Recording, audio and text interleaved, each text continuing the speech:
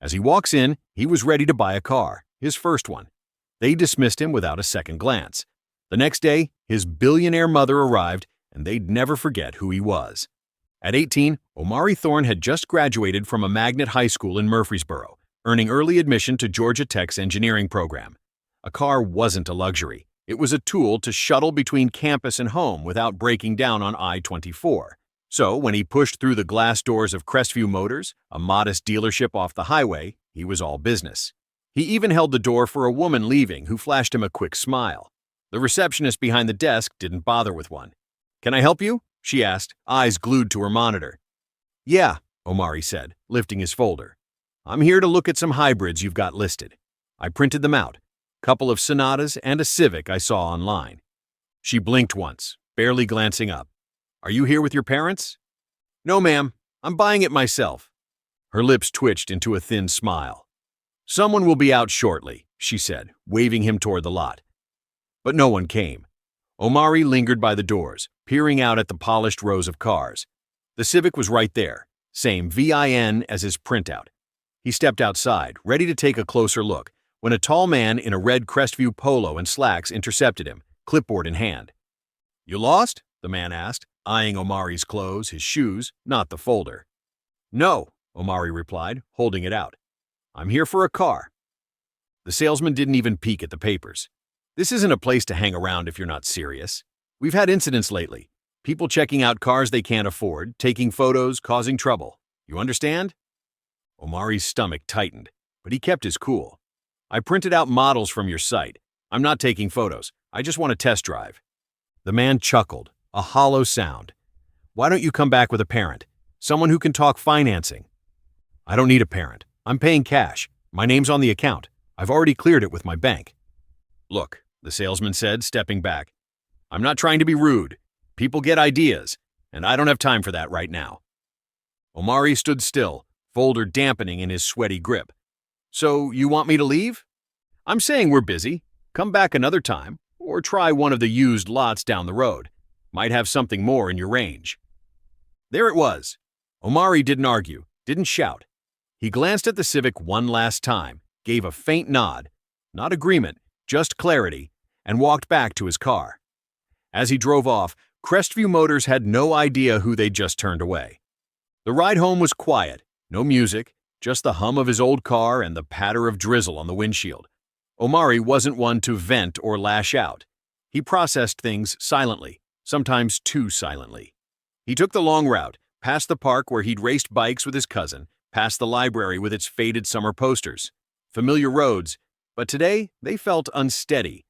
When he pulled into the driveway, he sat there, hands on the wheel, staring through the rain-streaked glass. Inside, the house smelled of lavender and black coffee, his mom's signature. He kicked off his shoes and poured a glass of water, saying nothing. Upstairs, Dr. Ayanna Thorne's voice carried from her office, steady and commanding on a conference call.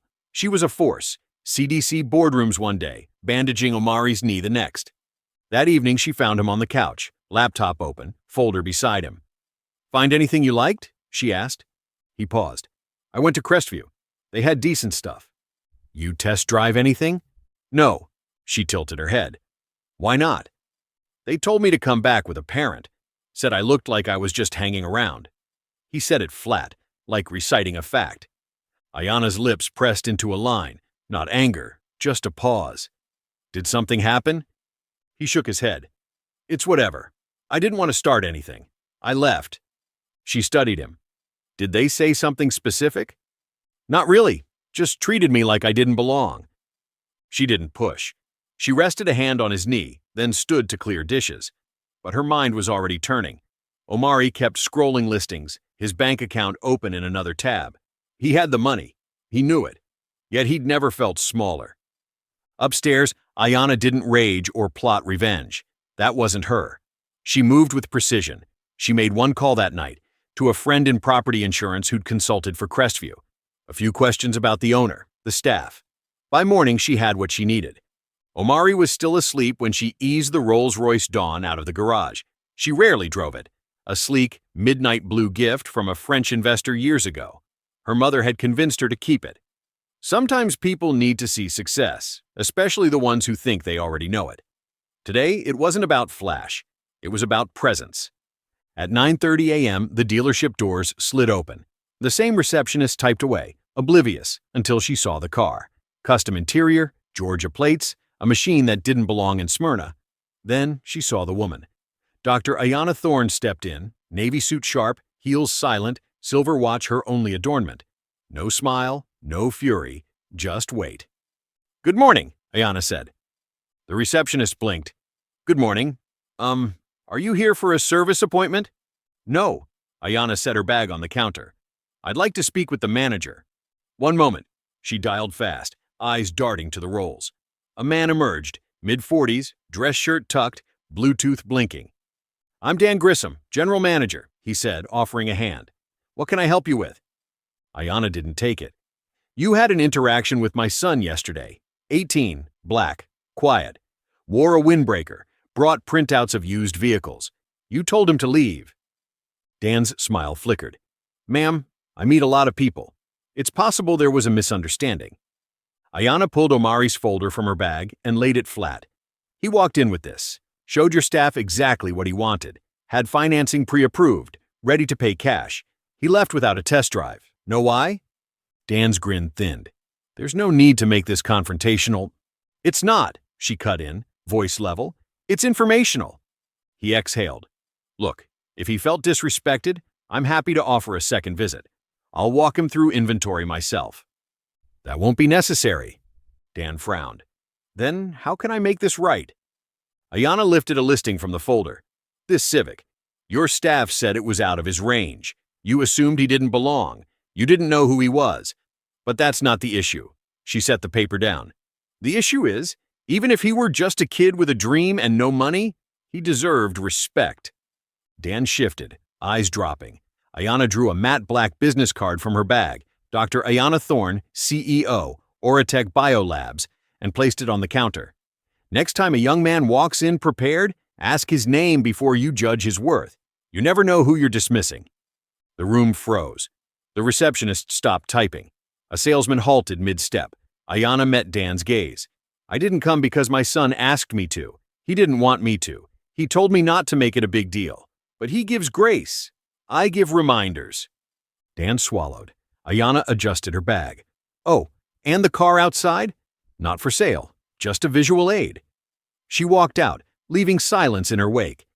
Dan stood rooted for 30 seconds, ears burning, not from shame, but from truth. He knew the difference between a scene and a reckoning. Dr. Thorne had brought the latter. The receptionist whispered, "Was that her son yesterday?" "The kid we—" Dan didn't answer. He summoned the salesman. Chris, red polo, uneasy. "Close the door.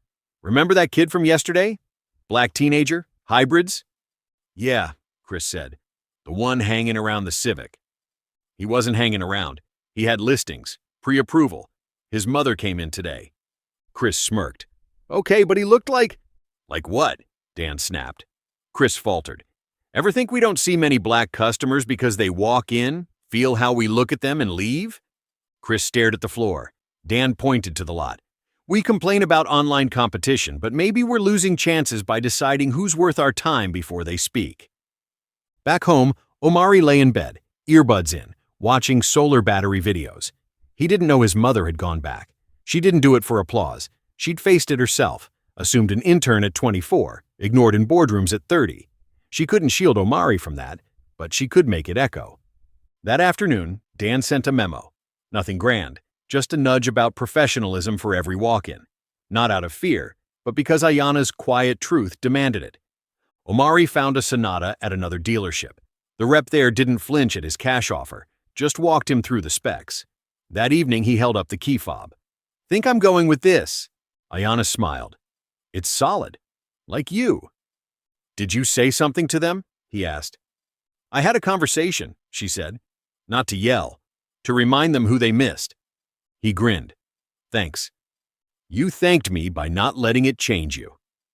The sedan gleamed in their driveway a week later. Omari didn't dwell on Crestview.